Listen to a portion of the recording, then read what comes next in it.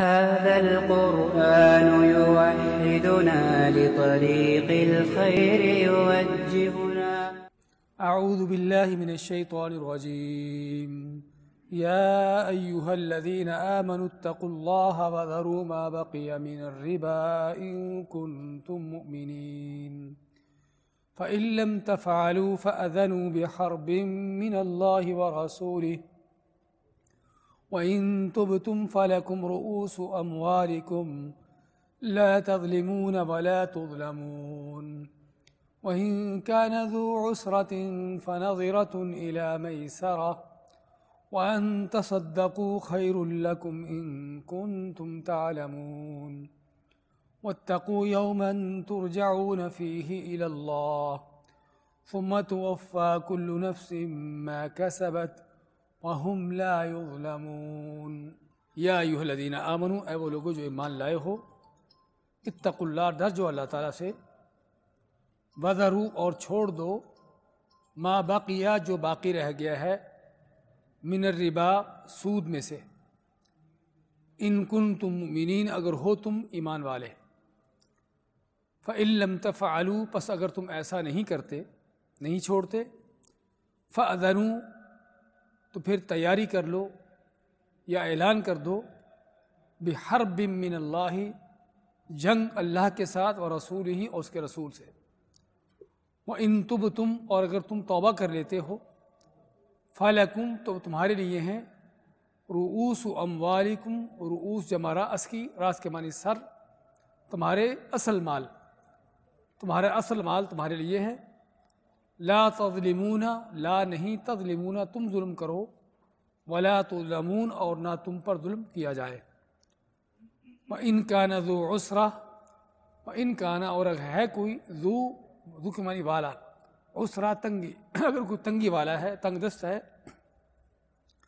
فَنَظِرَةٌ تو اس کو ڈھیل دی جائے، اس کو مہلت دی جائے، إِلَى مَيْسَرَةٍ اس کی آسانی تک، وَأَن تَصَدَّقُوا اور یہ کہ تم صدقہ کر دو، چھوڑ دو، خَيْرٌ لَكُمْ تمہارے لیے بہتر ہے، إِن كُنتُمْ تَعْلَمُونَ اگر ہو تم جانتے، وَاتَّقُوا اور ڈر جاؤ، یوماً اس دن سے، ترجعون فیہ، ترجعون لوٹایا جائے گا تم کو، فیہ اس میں، الی اللہ اللہ کی طرف، ثم پھر توفا پورا پورا بدلہ دیا جائے گا، کل نفس ہر جان کو، ما کسبت جو اس نے کمایا کیا، وہم لا یظلمون اور ان پر ظلم نہ کیا جائے گا۔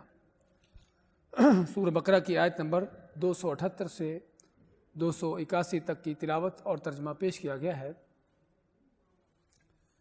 فرماتا اللہ تعالیٰ، یا ایھا الذین آمنوا اتقوا اللہ، اے وہ لوگوں جو ایمان لائے ہو، ڈر جاؤ اللہ سے۔ اور تقوی جو ہے، ہم پہلے بھی بار بار پڑھتے رہتے ہیں کہ تقوی کیا چیز ہے، کہ جس کو ہم پرہیزگاری کا نام دیتے ہیں، کہ جس کا مفہوم اللہ کا ڈر، خوف ہے، کہ ویسے معنی اس کا بچنے کا ہے، کہ اللہ کی ناراضگی سے بچنا، کہ آدمی کو ایسا کام نہ کرے جس سے اللہ ناراض ہو جائے، چاہے وہ اللہ تعالیٰ کی اطاعت کو چھوڑنے کے حوالے سے ہو یا اللہ کی نافرمانی کرنے کے حوالے سے ہو، کہ اللہ کا حکم جو جس کا حکم دیا اللہ نے اس کو نہ کرنا، اللہ کی اطاعت چھوڑنا ہے جس سے اللہ ناراض ہوتا ہے، اور جس چیز سے اللہ نے منع کیا ہے اس چیز کو کرنا، اس میں بھی اللہ کی ناراضگی ہے۔ تو اس لیے بعض علماء نے کہا ہے کہ تقوی کیا ہے، کہ تم کو اللہ تعالیٰ ایسی جگہ سے گم نہ پائے جس کا اللہ نے حکم دیا ہے، اور ایسی جگہ پر تم کو پائے نہیں کہ جس سے اللہ نے منع کیا ہے۔ اور مختلف علماء کی اس میں تفسیریں ہیں۔ تو فرماتا اللہ تعالیٰ، ڈر جاؤ اے وہ لوگوں جو ایمان لائے ہو، اللہ سے ڈر جاؤ۔ اور یہاں پر تقوی کا حکم دیا گیا، اس سے پہلے کہ سود کا بیان ہو، جس میں اس بات کی طرف اشارہ ہے کہ بیان ہونے والا جو گناہ ہے، جرم ہے، وہ کتنا بڑا ہے، وہ جرم کس قدر بڑا ہے، کہ جس کا اللہ تعالیٰ ذکر بعد میں کرتے ہیں اور ڈرنے کا حکم پہلے سے دے رہے ہیں۔ اللہ اس جرم کا ذکر بعد میں کر رہا ہے اور اس سے ڈرنے کا حکم پہلے دیا جا رہا ہے۔ عموماً ہوتا کیا ہے، قرآن کریم میں ہم دیکھتے ہیں کہ پہلے کسی چیز کا حکم دیا جاتا ہے، منع کیا جاتا ہے، اس کے بعد اللہ سے ڈر کا تقوی کا حکم دیا جاتا ہے، لیکن یہاں پر پہلے سے ہی اللہ کے ڈر کا تقوی کا حکم دیا گیا، جو اس بات کی دلیل ہے کہ اللہ تعالیٰ جس چیز کا بیان کر رہا ہے وہ کس قدر اللہ کے ہاں گنونی چیز ہے۔ تو فرمایا ڈر جاؤ اللہ تعالیٰ سے، وَذَرُوا مَا بَقِيَ مِنَ الرِّبَا، وَذَرُوا اور چھوڑ دو، ترک کر دو، ما جو باقی رہ گیا، من الربا سود سے، سود میں سے جو باقی رہ گیا ہے اس کو چھوڑ دو۔ ربا کیا ہے؟ سود، اور عربی میں ربا یربو کسی اس چیز کو کہتے ہیں جس میں اضافہ ہو، جس میں زیادتی ہو۔ تو قرآن کریم میں بعض جگہوں پر اسی لفظ کو چیزوں میں زیادتی کے معنی میں بیان کیا گیا ہے، تو جس چیز میں زیادتی ہو، اضافہ ہو، اس کو ربا کا نام دیا جاتا ہے۔ تو چنانچہ سود بھی ایسی چیز ہے کہ جس میں غیر شرعی طریقے سے مال میں اضافہ کیا جاتا ہے، غیر شرعی طریقے سے مال میں اضافہ کیا جاتا ہے۔ اور بعض علماء نے سود کی تعریف یہ کی ہے کہ دو چیزوں کا لین دین کرنا، اس میں اضافے کے ساتھ کہ جس میں اللہ تعالیٰ نے اضافہ کرنے سے، اس میں زیادتی کرنے سے منع کیا ہے۔ کیونکہ ہم بتائیں گے کہ سود کی کیا کیا چیزیں ہیں اور کن کن چیزوں میں سود ہوتا ہے، ہر چیز میں سود نہیں ہے۔ تو یہ ہے سود۔ اور جس طرح ہم نے سابقہ درس میں شراب جوئے کا ذکر کیا تھا کہ جاہلیت کی، اسلام سے پہلے کی ایک بہت بڑی لعنت تھی اس معاشرے کی، اسی طرح جوا بھی، اسی طرح سود بھی اس معاشرے کی بہت بڑی ایک لعنت تھی کہ سود جو ہے عام اس کا لین دین کیا جاتا تھا، اور اسلام جو کہ لوگوں کی ہمدردی کے لیے آیا ہے اور لوگوں کو غم گساری کا، ہمدردی کا، ایک دوسرے کے ساتھ تعاون کرنے کا، ایک دوسرے کے غم دکھ میں، درد میں شریک ہونے کا حکم دیتا ہے، ناممکن ہے کہ اسلام سود جیسے ظالمانہ نظام کو باقی رکھتا، اس کو جائز قرار دیتا۔ کیونکہ سود کیا ہے؟ وہ ظالمانہ نظام ہے کہ جس میں مالدار جو ہیں وہ غریبوں کا خون چوستے ہیں، جس میں مال کی جو یعنی کہ جو آمد و رفت ہے، مال کا جو جانا ہے کس سے ہے؟ غریبوں سے امیروں کی طرف، غریبوں سے امیروں کی طرف مال جاتا ہے، اور اس کے نتیجے میں غریب سے غریب تر ہوتا چلا جاتا ہے، اور امیر جو ہے اور امیر تر ہوتا چلا جاتا ہے، اور نتیجہ کیا ہوتا ہے کہ مال جو ہے وہ چند ہاتھوں کے اندر رہ جاتا ہے۔ اور اللہ تعالیٰ نے اسی چیز کے بارے میں سورۃ حشر میں فرمایا ہے کَیْ لَا يَکُونَ دُولَةً بَیْنَ الْأَغْنِیَاءِ مِنکُم، کہ مال تاکہ تمہارے صرف جو غنی مالدار لوگ ہیں انہی کے اندر نہ رہ جائے، انہی کے ہاتھوں میں نہ چلتا رہے، بلکہ اللہ چاہتا ہے کہ مال سبھی لوگوں کے ہاتھوں میں جائے۔ اور اس لیے ہم دیکھتے ہیں اسلام کا نظام کیا ہے، زکوٰۃ کا، صدقے خیرات کا، کہ جس میں مال امیروں سے غریبوں کی طرف جاتا ہے، مال کا رجحان امیروں سے غریبوں کی طرف ہوتا ہے، کہ امیروں سے غریبوں کی طرف مال کے جانے کی وجہ سے کیا ہوتا ہے کہ مال کی پھر گردش ہوتی ہے۔ اور بعض علماء نے یا بعض لوگوں نے سود کی اور اسلام کے نظام کی کیفیت اس طرح سے بیان کی ہے کہ جس طرح بعض اوقات کو پانی کھڑا ہے، اب جب پانی کھڑا ہوتا ہے تو کیا ہے، ممکن ہے پانی کے اوپر کا حصہ ٹھنڈا ہو، جس طرح کہ آج کل سردی کے موسم میں ممکن ہے جم چکا ہو، اور پانی کے نیچے کی تہہ جو ہے وہ گرم ہو، کس لیے کہ اس پانی کے اندر حرکت نہیں ہے، جس وجہ سے ایک حصہ جم رہا ہے اور دوسرا حصہ گرم ہے۔ لیکن جب پانی کے اندر حرکت ہوتی ہے، پانی کو ایک کسی ہنڈیا میں، کسی دیج کے اس طرح کی چیز میں، برتن میں، اس کو جو ہے کسی چولہے پر رکھا ہوتا ہے تو کیا ہوتا ہے، پانی جب ابلتا ہے، بوائل ہوتا ہے تو کیا ہوتا ہے، نیچے کا پانی اوپر، اوپر کے نیچے، اس انداز سے اس پانی کے اندر گردش ہوتی ہے، تو پورے پانی کا ٹیمپریچر پھر ایک جیسا ہوتا ہے، یعنی کہ اوپر نیچے کا گرم ہے، اوپر کا ٹھنڈا ہے، یا کچھ گرم اور کچھ ٹھنڈا، ایسے نہیں ہوتا، پورے پانی کا ٹیمپریچر پھر ایک جیسا ہوتا ہے، اس لیے کہ وہ پانی گردش کر رہا ہے۔ ایسے ہی مال بھی جب لوگوں کے درمیان گردش کرتا ہے، امیروں سے غریبوں کی طرف جاتا ہے، تو گردش ہوتی ہے مال کے اندر، تو جس سے جو ہے وہ یعنی کہ مال کی کیفیت، اگرچہ ہم یہ نہیں کہ برابر ہو جاتے سبھی لوگ، لیکن پھر بھی اس میں کافی حد تک جو ہے وہ ایک توازن پیدا ہوتا ہے معاشرے کے اندر، یہ نہیں کہ امیر امیر تر ہوتا چلا جائے اور غریب غریب تر ہوتا چلا جائے، ایسا نہیں ہوتا۔ تو اس لیے سود کا جب یہ ظلم یعنی کہ ظالمانہ نظام تھا، تو اس کو اسلام نے منع کیا، اور اس کے نقصانات کئی طرح کے ہیں جس کا انشاءاللہ ہم بیان کریں گے۔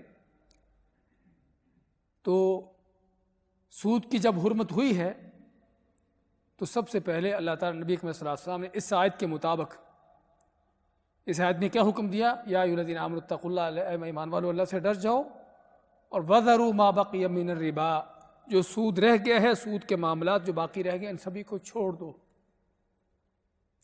اور چھوڑنے کا معنی کہ جو تم پہلے کسی کے ساتھ کوئی لین دین کر چکے ہو اور ہو چکا ہے، سابقہ آیتوں میں اللہ تعالیٰ فرماتا ہے فَمَنْ جَاءَهُ مَوْعِظَةٌ مِّن رَبِّهِ فَانْتَهَىٰ فَلَهُ مَا سَلَفَ، کہ جس کو اللہ کی طرف سے یہ وعد مل گیا، اللہ کی طرف سے یہ نصیحت آ گئی سود سے بچنے کی، وہ اس سے بچ گیا، اس کے چھوڑ دیا، فَلَهُ مَا سَلَفَ، جو پہلے لے دے کر چکا وہ اس کا معاملہ اس کے ساتھ،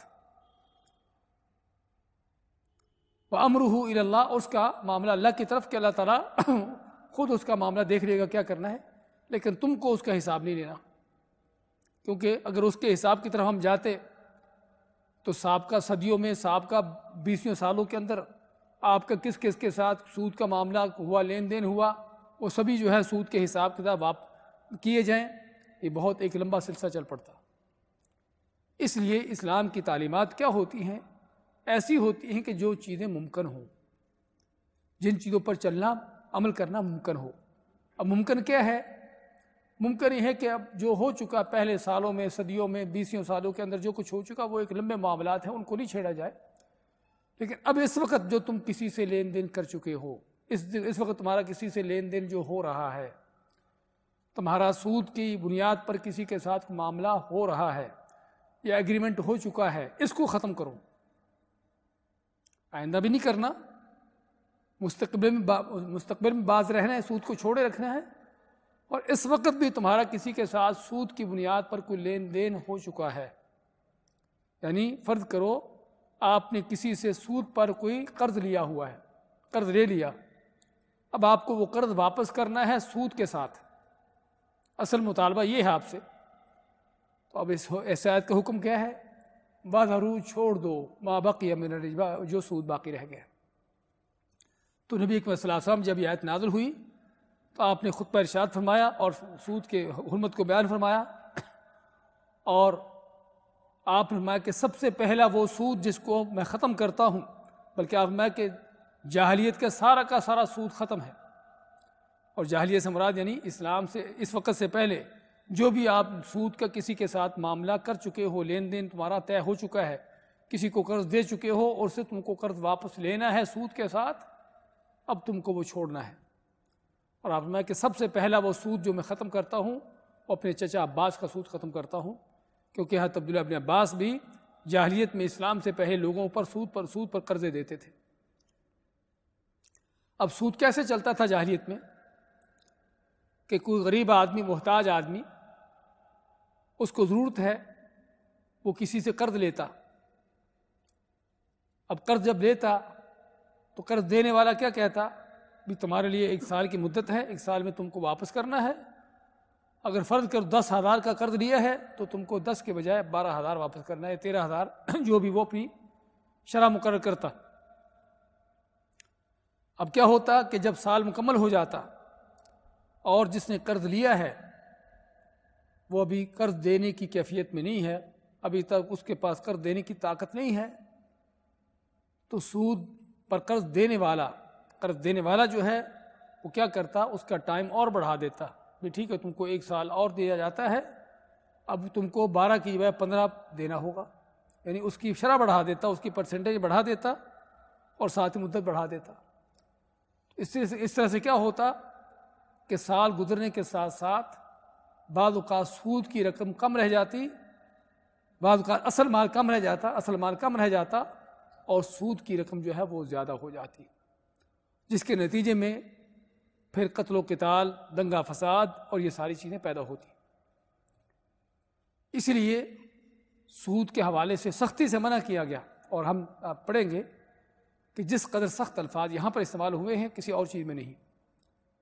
اور نبی کریم صلی اللہ علیہ وسلم نے بھی کیا فرمایا، لعن اللہ آکل الربا، کہ اللہ کی لعنت ہے آکل الربا، سود کھانے والے پر یعنی لینے والے پر، وموکلہ، اور سود کھلانے والے یعنی سود دینے والے پر، وکاتبہ، اور اس کے لکھنے والے پر جو سود کا ایگریمنٹ لکھتا ہے، وشاہدیہ، اور سود کے اس ایگریمنٹ پر دونوں گواہ جو ہیں، 2 آدمی جو گواہی دینے والے ہیں، ان سبھی پر اللہ کی لعنت ہے۔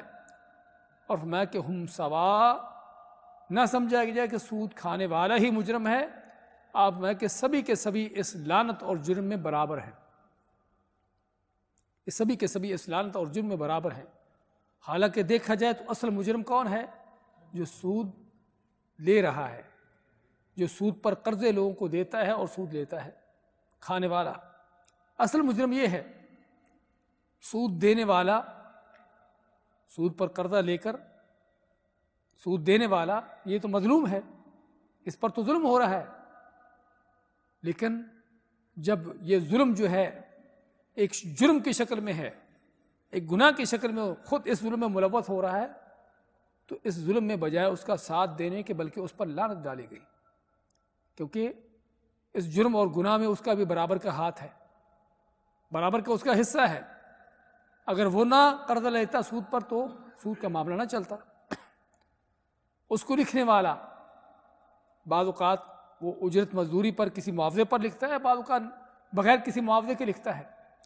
اس پر گواہی دینے والے اکثر اوقات یہ وہ لوگ ہوتے ہیں کہ جن کا کوئی معاوضہ نہیں ہوتا، جن کو اس لین دین میں، اس ایگریمنٹ میں کچھ ملتا نہیں ہے، لیکن اس کے باوجود بھی ان پر لعنت ہے اور اس جرم میں برابر کے شریک ہیں۔ کس لیے؟ کہ جس قدر یہ بڑا جرم ہے اور جس قدر ان کا تعاون ہے اس گناہ کے اندر۔ اس سے معلوم کیا ہوا؟ اس سے ہمیں فائدہ یہ ملا کہ ہر وہ چیز، وہ جو گناہ کی ہے، جو غلط ہے، اس میں تعاون کرنا بھی گناہ ہے۔ اس میں صرف یہ نہیں کہ وہ صرف گناہ کرنے والا ہی مجرم ہے، بلکہ اس گناہ میں تعاون کرنے والا بھی برابر کا مجرم ہے۔ اور اس لیے ہم نے شراب کے بارے میں کیا پڑھا تھا کہ نبی اکرم صلی اللہ علیہ وسلم نے فرمایا کہ 10 طرح کے لوگوں پر شراب کے بارے میں لعنت ہے، شراب کے حوالے سے 10 طرح کے لوگوں پر لعنت، جن کا کسی بھی انداز سے شراب کے ساتھ تعلق تھا۔ تو یہاں پر بھی سود کے حوالے سے ان پر لعنت ڈالی گئی۔ اور لعنت کیا چیز ہے؟ ہم بعض اوقات اس لفظ کو بڑے آسانی سے سنتے اور جانتے ہیں، دیکھتے ہیں۔ لعنت کا معنی اللہ کی رحمت سے دوری، اللہ کی رحمت سے محرومی، اور جو شخص اللہ کی رحمت سے محروم ہو گیا، اللہ کی رحمت سے دور ہو گیا، نہ اس کی بخشش ہے، نہ اس کے لیے رحمت ہے، نہ اس کے لیے کوئی جنت ہے، نہ اللہ کی طرف سے اس کے لیے کوئی اس طرح کی کوئی نصرت مدد ہے، نہ اللہ تعالیٰ کی طرف سے اس کے لیے کسی طرح کی کوئی حمایت اس طرح کی چیز ہے، کیونکہ اللہ نے اس کو اپنے سے دور کر دیا۔ تو یہ لعنت کا لفظ معمولی سا نہیں ہے، بہت بڑا لفظ ہے، کہ جس لفظ کے اندر طرح طرح کے وہ جرائم، وہ بڑی بڑی چیزیں آ سکتی ہیں کہ جن کو ہم گنتے ہوئے ایک ہمیں لمبی لسٹ بنانا پڑے، تو صرف لعن کے لفظ میں، لعنت کے 3-4 حرف کے لفظ کے اندر یہ سارا کچھ آ جاتا ہے۔ تو ان پر لعنت۔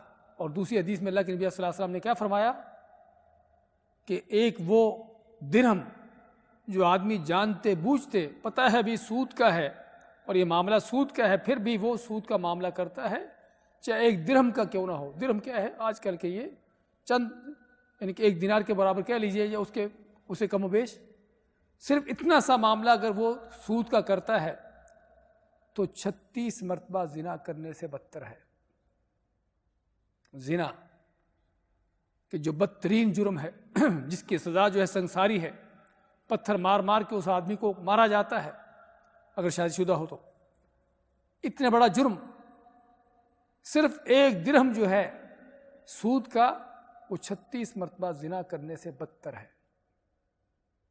اس سے بدتر ہے. جس سے کیا پتہ چلتا ہے کہ کتنا بڑا جرم. اور دوسری حدیث میں آپ فرماتے ہیں، ایک اور حدیث میں آپ فرماتے ہیں کہ سود کے 73 اس کے دروازے ہیں، 73 اس کے درجے کیٹیگریز ہیں.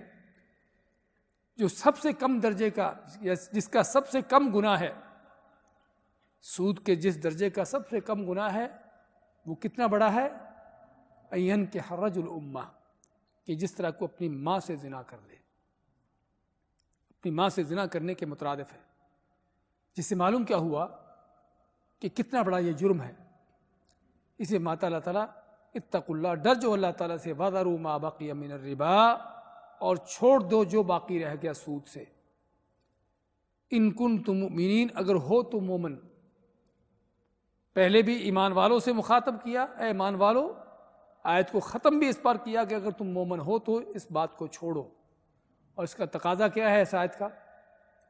لفظی معنی تو یہ ہے کہ اگر تم مومن ہو تو اس چیز کو چھوڑو، سود کو، باقی جو رہ گیا اس کو چھوڑو. مفہوم کیا ہے کہ اگر نہیں چھوڑتے تو پھر مومن نہیں ہو. ان کنتم مومن شرط ہے، یہ شرطیہ جملہ ہے کہ اگر تم مومن ہو تو اس چیز کو چھوڑو. اس کا معنی کہ جو نہیں چھوڑتا پھر وہ مومن نہیں ہے. اور حقیقت میں سود کے حوالے سے دوسری آیتوں میں اللہ تعالیٰ نے سورۃ آل عمران میں جس طرح سے ذکر کیا، یا ایھا الذین آمنوا اتقوا اللہ، یا ایھا الذین آمنوا لا تأکلوا الربا اضعافا مضاعفہ واتقوا اللہ لعلکم تفلحون واتقوا النار التی اعدت للکافرین. کیا فرمایا کہ اس آگ سے ڈر جاؤ کہ جو کافروں کے لیے تیار کی گئی. کیا مناسبت ہے یہاں پر اس آگ کا ذکر کرنے کا کہ سود کا کھانے والا، سود کا معاملہ کرنے والا ایسا ہے جس طرح کے کافر ہو. اگر تو وہ سود کو حلال سمجھ کر کھا رہا ہے تو اس کے کفر میں کوئی شک نہیں. اگر تو سود کا معاملہ حلال سمجھ کے کر رہا ہے کہ یہ حلال ہے، اس کو حلال سمجھ کے کر رہا ہے، پھر تو اس کے کفر میں کوئی شک نہیں، کیونکہ اس نے اللہ کے قرآن کو جھٹلایا، اللہ کی اس حرام شدہ چیز کو حلال کر دیا، اور یہ کفر ہے. اور اگر وہ اس کو حلال نہیں سمجھتا ہے کہ حرام ہے، تب بھی اس کا جرم جو ہے اتنا بڑا ہے کہ اللہ تعالیٰ اس کو اس آگ کی وعید سناتا ہے کہ جو کافروں کے لیے تیار کی گئی ہے. اور کافروں کی آگ کون سی ہے؟ کہ جو ہمیشہ ہمیش کی آگ ہے. کیونکہ مومن، مسلمان، توحید پرست، ان کی ہمیشہ ہمیش کی آگ نہیں ہے. کہنے کا مقصد اس طرح کی اگر آیات اور حدیث کو دیکھا جائے تو پتہ چلتا ہے کہ سود کا جرم کتنا بڑا جرم ہے، کتنا بڑا گناہ ہے. اور پھر اسی لیے اس میں صرف یہ نہیں کہ واضح طور پر سود کو لین دین سے منع کیا گیا، بلکہ بعض اوقات جس میں سود کا شائبہ بھی پیدا ہوتا ہو، سود کے شک و شبہ بھی پیدا ہوتا، اس سے بھی منع کر دیا گیا. حضرت عبداللہ بن سلام رضی اللہ تعالیٰ عنہ یہودیوں کے بہت بڑے عالم تھے، مسلمان ہوتے ہیں. تو ایک صحابی ان سے ان کی بات چیت ہوئی تو ان کو کہنے لگے کہ تم جس جگہ پر رہتے ہو، کسی علاقے میں رہتے تھے وہ آدمی، ان کو کہنے لگے جہاں پر تم رہتے ہو وہاں پر سود کا عام لین دین ہے، تو کسی سے تحفہ بھی قبول نہ کرنا. کسی کو تم نے قرض دیا ہو، کسی کو تم نے قرض دیا ہے تو جس کو تم نے قرض دیا ہے اس سے تحفہ بھی قبول نہ کرنا، اس سے کوئی گفٹ بھی نہ لینا. کس لیے؟ کہ یہ بھی سود ہے، یہ بھی سود ہے. آپ نے کسی کو قرض دیا اور جس کو قرض دیا آپ نے، وہ آپ کو صرف اس لیے گفٹ دے رہا ہے کہ آپ نے اس کے ساتھ نیکی کی ہے، اچھا کیا ہے، اس کے وقت پہ اس کی ضرورت پوری کر دی ہے اس نے، آپ نے، تو آپ کو اس لحاظ سے گفٹ دے رہا ہے. تو حضرت عبداللہ بن سلام فرماتے ہیں کہ یہ بھی سود میں سے ہے. اس لیے علماء کا قاعدہ کلیہ ہے، کیا ہے؟ کل قرض جر نفعا فہو ربا، کہ ہر وہ قرض کہ جس کے پیچھے کوئی بھی فائدہ ہو، چاہے وہ فائدہ مالی شکل میں ہو وہ فائدہ کسی اور شکل میں ہو، وہ سود ہے۔ آپ نے کسی کو قرض دیا اور جس کو قرض دیا اس سے کوئی کام لے لیا، اور وہ بھی سمجھتا ہے کہ آپ نے اس کے ساتھ نیکی کی ہے، آپ کا وہ کام کر دیتا ہے۔ عام حالت میں ممکن ہے آپ کا وہ کام نہ کرتا، لیکن چونکہ آپ نے اس کو قرض دیا اس لیے وہ آپ کا کام کر رہا ہے۔ یہ کیا ہے؟ اب یہ کام آپ کسی اور سے کرواتے تو آپ کو اس کا کوئی معاوضہ دینا پڑتا، یہاں سے آپ کا کام فری میں ہو رہا ہے۔ اس کا معنی کیا ہے کہ آپ کو اس قرض کے پیچھے فائدہ مل رہا ہے۔ قرض کے پیچھے فائدہ مل رہا ہے تو یہ بھی کیا ہے؟ یہ بھی سود ہے، یہ بھی سود ہے۔ اور ہمارے ہاں سود کی بہت سی، یعنی خصوصاً آج کل کا زمانہ کہ جس کے بارے میں ایک روایت، اگرچہ وہ روایت میں اضاف ہے، ان کی ضعیف روایت ہے، آپ میں کہ لوگ ایسا بھی زمانہ لوگوں پر آئے گا کہ جب ہر آدمی سود میں ملوث ہوگا، جو اس سے بچنا بھی چاہے گا اس کو سود کی گرد و غبار پہنچے گی۔ اور واقعی ہم آج اس دور میں ہیں کہ کسی نہ کسی انداز سے ضرور انسان کا سود سے واسطہ پڑ رہا ہے۔ آپ کی سیلری ہی بینک میں جا رہی ہے، کون سے بینک میں؟ سودی بینک ہے۔ آپ کی سیلری چاہے 1 گھنٹہ بھی وہاں پر کیوں نہیں رکتی، وہ 1 گھنٹہ بھی آپ کی سیلری کو آگے چلا رہا ہے بینک، اس سے فائدہ اٹھا رہا ہے۔ اس کا معنی کہ آپ کی سیلری بینک میں داخل ہونے کے ساتھ ہی آپ کا سود میں حصہ ڈال گیا، سودی بینک میں۔ اس لیے کوشش کی جائے کہ اگر آپ کو کس طرح کی ضرورت ہو تو ایسے بینکوں میں اکاؤنٹس کھلوائے جائیں جو سودی نہ ہوں۔ غیر سودی بینکوں میں اگر ضرورت ہو انسان کو، آپ نے چاہے کرنٹ اکاؤنٹ میں پیسہ رکھا ہوا ہے لیکن بینک سودی بینک ہے، تو کہ آپ کے پیسے کو اس نے محفوظ کسی باکس میں رکھا ہوا ہے؟ نہیں، وہ آپ کا پیسہ جو ہے وہ چل رہا ہے، لوگوں کو سود پر قرضے دے رہا ہے بینک۔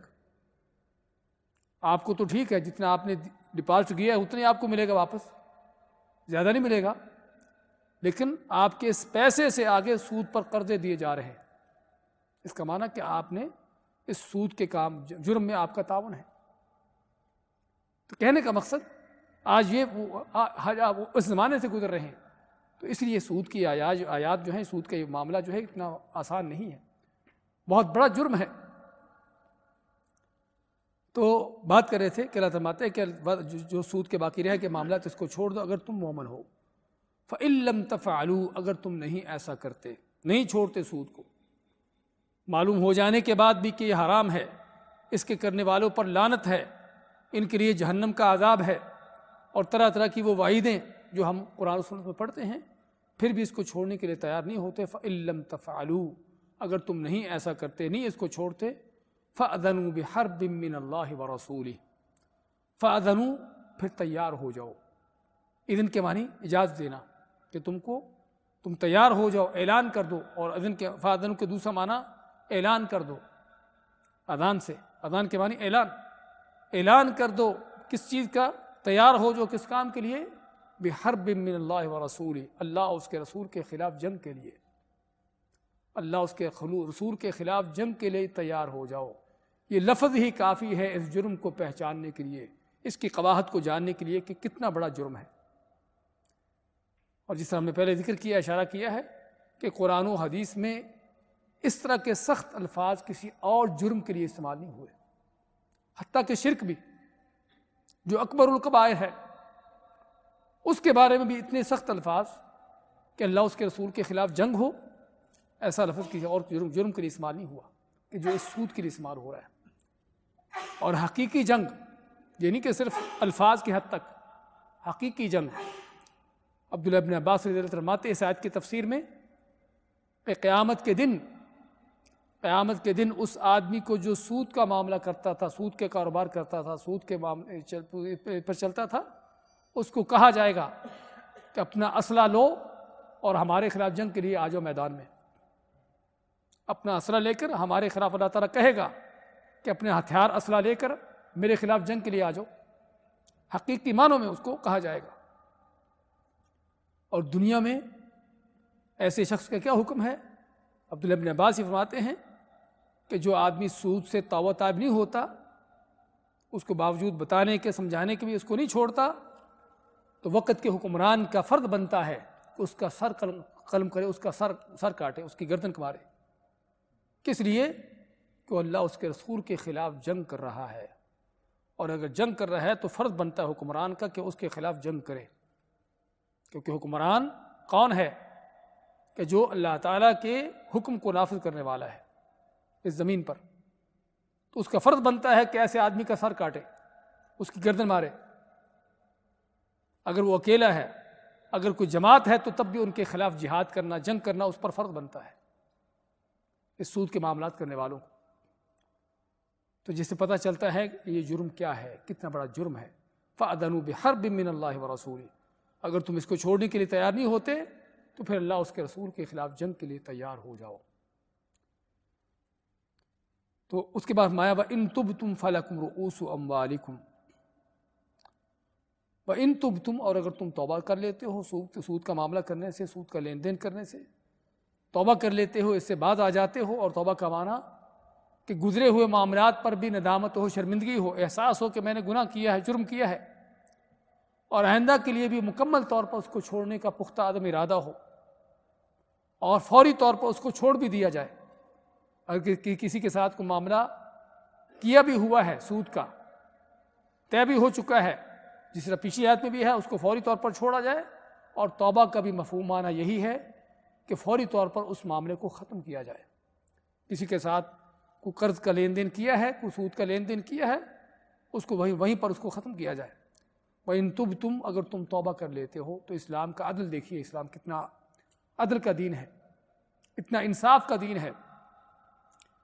اب اصل تو یہ چاہیے تھا کہ یہ سود خور جو دسیوں سالوں سے ممکن ہے لوگوں کے مال ہڑپ کرتا رہا، ان کا خون چوستا رہا ہے، ان کو قرضے دیتا رہا سود پر، ان کی مجبوریوں سے فائدہ اٹھاتا رہا ہے، عقلی طور پر تو تقاضا یہ بنتا ہے کہ اب اس کا جو اصل مال ہے اس کو بھی ہڑپ کیا جائے، اس کو بھی ضبط کیا جائے، اس کے اصل مال کو بھی ضبط کیا جائے جو اس نے اس سے پہلے لوگوں پر ظلم کیے ہیں۔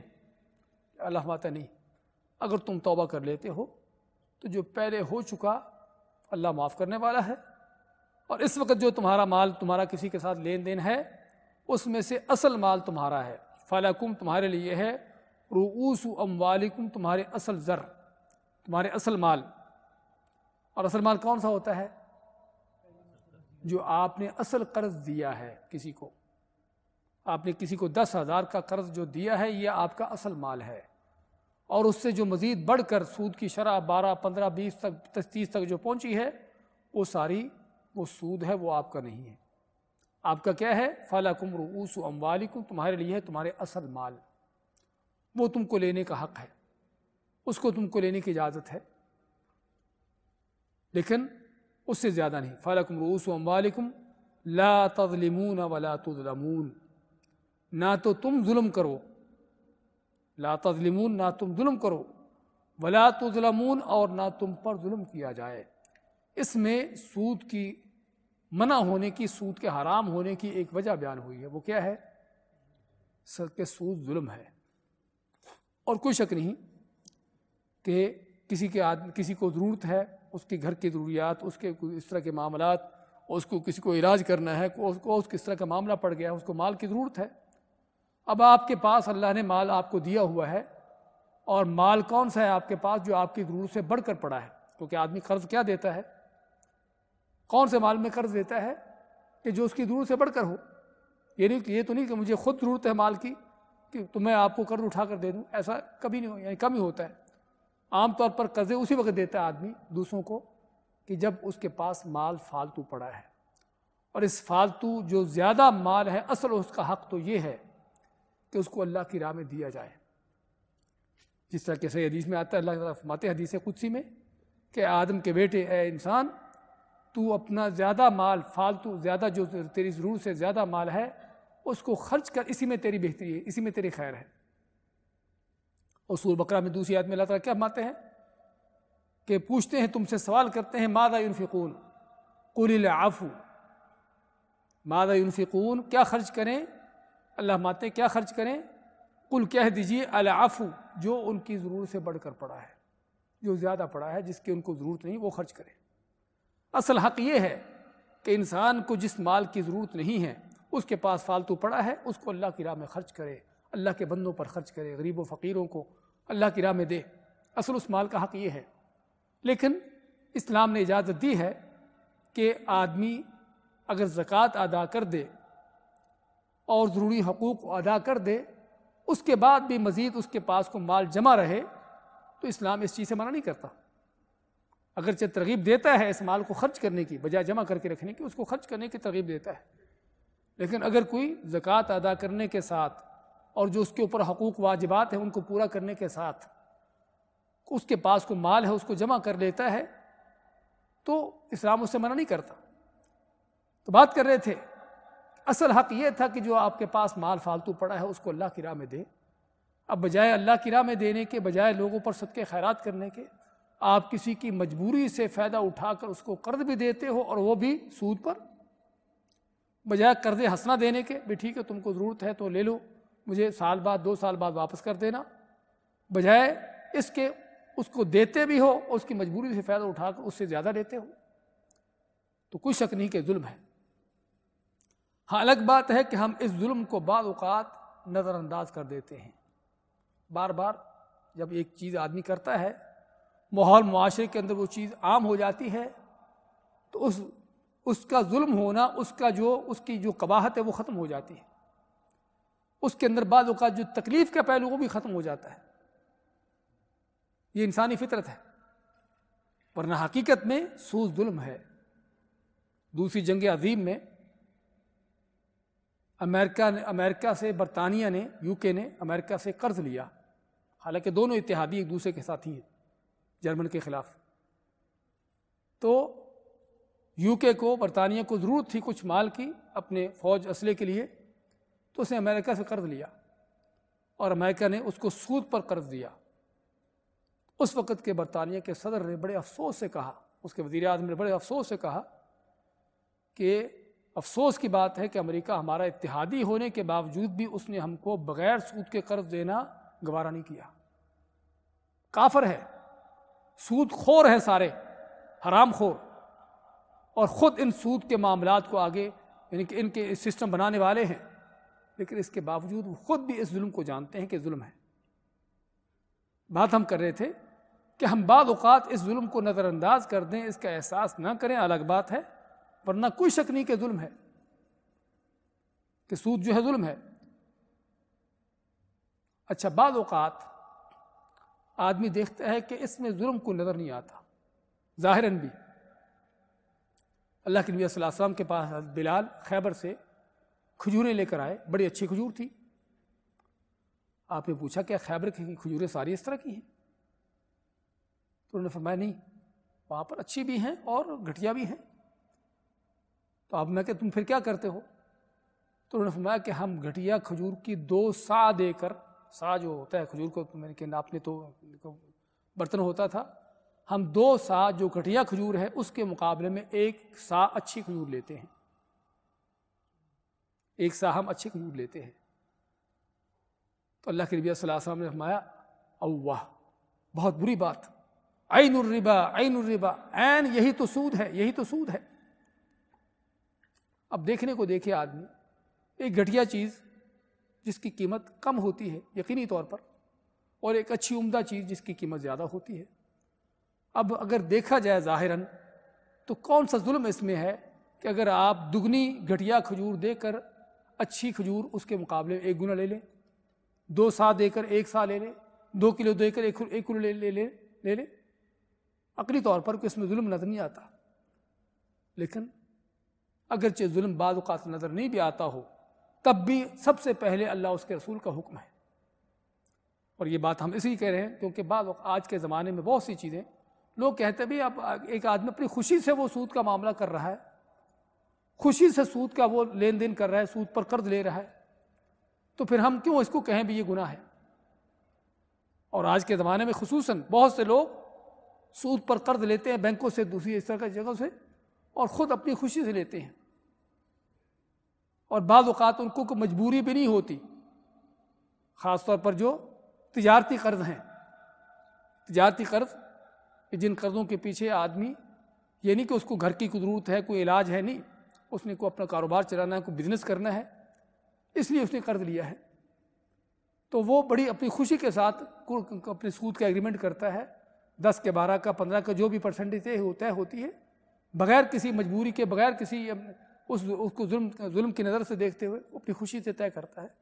ہم کہیں گے کہ چاہے خوشی سے بھی کیوں نہ کر رہا ہو، ظلم کا پہلو ظاہراً اس میں نظر نہ بھی آ رہا ہو، تب بھی جب سود ہے تو وہ حرام ہے۔ کس لیے؟ کہ اللہ نے اس کے رسول صلی اللہ علیہ وسلم نے اس کو حرام کر دیا۔ ہماری بات کھجوروں پر چلی تھی کہ آپ نے فرمایا کہ اگر تو 2 سا کھجوروں کے بدلے میں تم 1000 سا لیتے ہو تو یہ سود ہے۔ تو یہاں پر ضروری ہوگا کہ ہم بتائیں کہ سودی چیزیں کون کون سی ہیں۔ کہ ہر چیز میں سود ہے؟ اب پانی کی 1 بوتل کے بدلے میں 2 بوتلیں، کیا یہ بھی سود ہوگا؟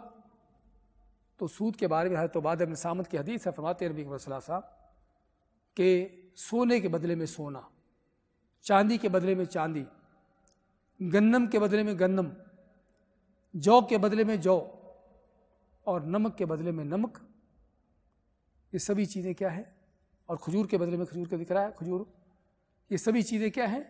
یہ سودی چیزیں ہیں، سودی چیزیں ہیں۔ ان میں کیا کرنا ہے؟ اگر وہی جنس ہے، سونے کا سونے کے ساتھ تبادلہ کر رہے ہیں تو 2 شرطیں ہیں۔ 2 شرطیں کیا کیا ہیں؟ ہاتھوں ہاتھ لو۔ آپ کسی دکان پہ جاتے ہو زیور پرانا دے کر نیا لینے کے لیے، کیا کریں گے؟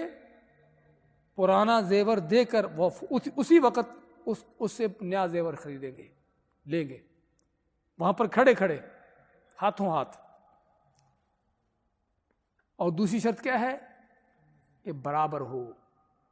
100 گرام آپ نے پرانا زیور دیا ہے، اس کے مقابلے میں 100 گرام ہی نیا زیور لیں گے۔ اب کہیں گے آپ کو کون دے گا ایسے؟ نیا زیور کی قیمت زیادہ ہے، تو اس لیے کون دے گا ایسے؟ اب یہاں پر بعض لوگوں نے اس کو جو ہے وہ اس کی جائز ہونے کی گنجائشیں نکالی بھی، اس کی بناوٹ کی قیمت ہے، یہ وہ ہے، ایسی چیزیں نہیں ہیں۔ نبی صلی اللہ علیہ وسلم نے ان سبھی چیزوں کے بارے میں صاف حکم دیا کہ برابر ہو۔ چاہے سونے کا تبادلہ آپ زیور کے ساتھ کرتے ہو، یعنی کہ جو بسکٹ ہوتے ہیں سونے کے، ٹکیاں ہوتی ہیں، اس کا تبادلہ بنے ہوئے زیور کے ساتھ کرتے ہو، تب بھی برابر ہونا چاہیے، کسی بھی شکل میں کیوں نہ ہو۔ سونے کا تبادلہ سونے کے ساتھ ہے تو برابر ہو، چاندی کا چاندی کے ساتھ ہے تو برابر ہو، اس میں کمی زیادتی کی گنجائش نہیں، چاہے وہ اس میں معیار کتنا بھی اونچا نیچا کیوں نہ ہو، برابر ہونے کی شرط ہے۔ اب یہاں پر آپ کہیں گے پھر ہم کیا کریں بھی؟ پرانا زیور دے کر نیا سونا، اس کے برابر تو ہم کو نہیں ملے گا کسی قیمت بھی۔ اس کا طریقہ پھر کیا ہے؟ آپ پرانا زیور اس کو بیچیں۔ اللہ کے نبی صلی اللہ علیہ وسلم نے جو صحابی کو حکم دیا کہ تم ایسا کرو، آئندہ سے تم کو گھٹیا کھجور دے کر اچھی کھجور لینا ہو تو گھٹیا کھجور کو بیچو، اس کو بیچ کر اس کی قیمت سے اچھی کھجور خریدو، مشکل نہیں ہے، لیکن کھجور کا کھجور سے تبادلہ کرو اور وزن برابر نہ ہو، یہ سود ہے، یہ سود ہے۔ تو یہاں پہ ہم کہیں گے کہ پرانا زیور بیچو، بیچ کر اس کی قیمت لے لو، یعنی کہ اس کے پاس رکھو، بھی اس کی قیمت وصول کر لو۔ تو آپ نے پرانا زیور بیچا، فرض کرو 1000 دینار کا بکا، اب آپ نے اس کی قیمت 1000 دینار اس اپنے ہاتھ میں لے لیا۔ اب آپ چاہیں تو اسی دکان سے وہیں سے ہی نیا زیور خرید لیں یا کسی اور سے جا کر خرید لیں، جائز ہے۔ تو اسلام نے اگر ایک چیز سے منع کیا ہے تو دوسرا اس کا کوئی رستہ بھی بتایا ہے، دیا ہے کہ اگر اس طرح سے منع ہے، یہ چیز منع ہے تو تم یہ کر سکتے ہو۔ تو بات کر رہے تھے کہ آپ نے یہ 6 چیزوں کے بارے میں فرمایا کہ یہ 6 چیزیں کون سی ہیں؟ سودی چیزیں ہیں۔ اگر تو ایک ہی جنس ہے، سونا کے سونے کے ساتھ، چاندی کے چاندی کے ساتھ، پھر 2 شرطیں ہیں، ان کا برابر ہونا وزن کے اعتبار سے بھی اور ہاتھوں ہاتھ بھی لین دین کرنا ضروری ہے۔ اور اگر جنس بدل گئی ہے، سونے کا تبادلہ چاندی کے ساتھ کرتے ہیں تو پھر ظاہر وزن تو برابر نہیں ہوگا، لیکن ہاتھوں ہاتھ کی شرط پھر بھی ہے، ہاتھوں ہاتھ کی شرط پھر بھی باقی ہے، سمجھے نا؟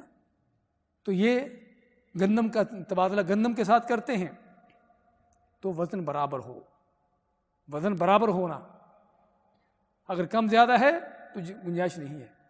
ہاں، وہ گندم کا تبادلہ جو کے ساتھ کرتے ہو تو پھر وزن برابر نہیں ہوگا، کم زیادہ ہوگا۔ کہنے کا مقصد یہ ہے کہ اگر جنس ایک ہے تو دو شرطیں ہیں، اور اگر جنس بدل گئی ہے تو پھر ایک شرط ہے ہاتھوں ہاتھ لینے کی شرط۔ تو یہ سودی چیزیں، اب کیا یہی چیزیں ہیں سودی یا اور بھی ہیں؟ 6 چیزیں۔ بعض علماء نے تو کہا ہے کہ صرف یہی ان 6 چیزوں کے اندر ہی سود چلتا ہے اور کسی چیز کے اندر نہیں ہے، اور بعض دوسرے علماء نے کہا ہے کہ نہیں، شریعت جو ہے، اسلام جو ہے، وہ صرف کچھ چند الفاظ کا نام نہیں ہے، اسلام کے مقاصد ہیں۔ مقاصد کیا ہے؟ کہ کسی چیز کو حرام کرنے کے پیچھے کوئی اس کی وجہ ہوتی ہے، سبب ہوتا ہے۔ تو چنانچہ دیکھا جائے کہ سونے چاندی کے اندر سود کیوں ہے؟ اس کے اندر سود کیوں ہے؟ کیونکہ اس کو قیمت کے طور پر استعمال کیا جاتا تھا۔ آپ کے علم میں ہوگا کہ سابقہ زمانوں میں درہم اور دینار تھا۔ دینار سونے کا ہوتا تھا، درہم چاندی کا ہوتا تھا۔ جو سکہ ہوتا تھا اس وقت کا، کہ جس کو سکے کے طور پر استعمال کیا جاتا تھا، تو چنانچہ سونے چاندی کے اندر یہ حکمت ہے، اس کا یہ سبب ہے کہ اس کے اندر قیمت ہے، قیمت ہونے کی وجہ سے اس کے اندر سود ہے۔ تو جو بھی چیز سونے چاندی کی جگہ پر آئے گی، اس کا حکم لے گی، قیمت بن جائے گی، اس کا حکم بھی وہی ہوگا جو سونے چاندی کا حکم ہے۔ تو موجودہ کرنسی جو ہے کاغذ ہے، کاغذ کا ٹکڑا، اگر اس کی ویسے ویلیو دیکھی جائے، کوئی قیمت ہے اس کی؟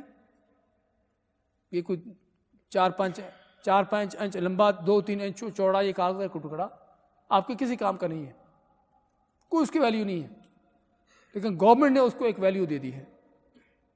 گورنمنٹ نے اس کو ایک ویلیو دے دی ہے کہ یہ 100 روپے کا ہے، یہ 500 روپے کا ہے، کہ 1000 کا ہے، 10,000 کا ہے، سمجھے نا؟ اس کو ایک ویلیو دے دی ہے، اس لیے اس کاغذ ٹکڑے کی ایک ویلیو بن گئی۔ ویلیو بننے کا معنی کہ اس کی ایک قیمت بن گئی، اس کو قیمت کی شکل میں استعمال کیا جا رہا ہے۔ تو اس کا معنی، اس کا حکم بھی وہی ہے جو سونے چاندی کا حکم ہے۔ آپ روپے کا روپے کے ساتھ تبادلہ کریں گے تو شرط کیا ہے؟ کہ برابر ہو اور ہاتھوں ہاتھ ہو، کیونکہ جنس ایک ہے۔ روپے کا دینار کے ساتھ تبادلہ کریں گے تو ہاتھوں ہاتھ کی شرط باقی رہے گی، لیکن جو کم زیادہ ہونے کی وہ ہوگی، وہ اس میں یعنی شرط نہیں ہے۔ تو کہنے کا مقصد یہ اگرچہ کاغذ ہے اور کاغذ میں اصل سود نہیں ہے، آپ ایک کتاب دے کر 10 کتابیں لے لیں، مشکل نہیں ہے، سمجھے نا؟ بتاتے خود اگر کاغذ ہے وہ، لیکن جب اسی کاغذ کو کرنسی کی شکل دے دی گئی، اس کو سکہ بنا دیا گیا، اس کو ایک قیمت بنا دیا گیا، تو قیمت بننے کی وجہ سے اس کا وہی حکم ہے جو سونے چاندی کا حکم ہے۔ اسی طرح گندم، جو وغیرہ بھی، کیا صرف یہی چیزیں ہیں؟ ہاں، گندم جو کے اندر دیکھا علماء نے کہ یہ وہ چیزیں ہیں جو خوراک ہے اور جن کو ذخیرہ کیا جاتا ہے یا ماپا تولا جاتا ہے۔ تو چنانچہ وہ چیزیں جن کے اندر یہی حکمت ہو، جو ذخیرہ کی جاتی ہوں خوراک کے طور پر، ان کا بھی یہ حکم ہوگا۔ چاول ہے، مکئی ہے، سمجھے نا؟ اس طرح کی چیزیں، ان کا بھی یہی حکم ہوگا۔ تو کہنے کا مقصد کہ یہ وہ چیزیں ہیں کہ جن کے اندر سود چلتا ہے، جن کے اندر شرط کیا ہے کہ اگر جنس کے ساتھ تبادلہ ہو تو برابر، اور اگر بغیر جنس کے ہو تو اس میں برابر، یعنی کہ اگر جنس کے ساتھ ہو تو برابر ہونا اور ہاتھوں ہاتھ ہونا، بغیر جنس کے ہے تو اس کا صرف برابر ہونا یا اس کا صرف ہاتھوں ہاتھ ہونا شرط ہے، برابر ہونے کی شرط نہیں ہے۔ تو یہ سودی چیزیں تو بات کر رہے تھے سود کے حوالے سے کہ سود کے اندر جو بھی اس میں کہ شبہ تک بھی پیدا ہو، تب بھی اس کو جو ہے اس کو ناجائز قرار دیا گیا ہے۔ ہم اس پر مزید انشاءاللہ بات کریں گے اگلے درس میں، کیونکہ کافی اس پر تفصیلات کی ضرورت ہے، اگلی آیتوں کو مکمل کریں گے۔ آج صرف اسی آیتوں کو دہرا لیتے ہیں، ان کو دوبارہ لے لیتے ہیں، اور انشاءاللہ اگلے درس میں باقی مکمل کریں گے انشاءاللہ۔ یا ایھا الذین آمنوا، اے وہ لوگ جو ایمان لائے ہو، اتقوا اللہ، ڈر جو اللہ تعالیٰ سے، وذروا، اور چھوڑ دو، ما بقی من الربا، جو باقی رہ گیا سود میں سے، ان کنتم مؤمنین، اگر ہو تم سچے مومن، فإن لم تفعلوا، پس اگر تم ایسا نہیں کرتے، سود کو نہیں چھوڑتے، فأذنوا، پر پھر تیار ہو جو، بحرب من اللہ ورسولہ، اللہ اس کے رسول کے خلاف جنگ کے لیے، وإن تبتم، اور اگر تم توبہ کر لیتے ہو، فلکم رؤوس اموالکم، بس تمہارے لیے ہے تمہارے اصل زر، تمہارے اصل مال، لا تظلمون، نہ تو تم ظلم کرو، ولا تظلمون، اور نہ تم پر ظلم کیا جائے۔ تم پر ظلم کیا جانے کا معنی کہ تمہارا اصل مال بھی ضبط کر لیا جائے، یہ تم پر ظلم ہے، اور تم ظلم کرو کہ تم تھوڑا دے کر زیادہ لو، یہ تمہارا ظلم ہے۔ تو اس لیے اسلام چاہتا ہے کہ عدل و انصاف کے ساتھ معاملات چلے، نہ تو تم ظلم کسی پر کرو اور نہ تم پر ظلم کیا جائے۔ بارک اللہ فیکم، جزاکم اللہ خیر۔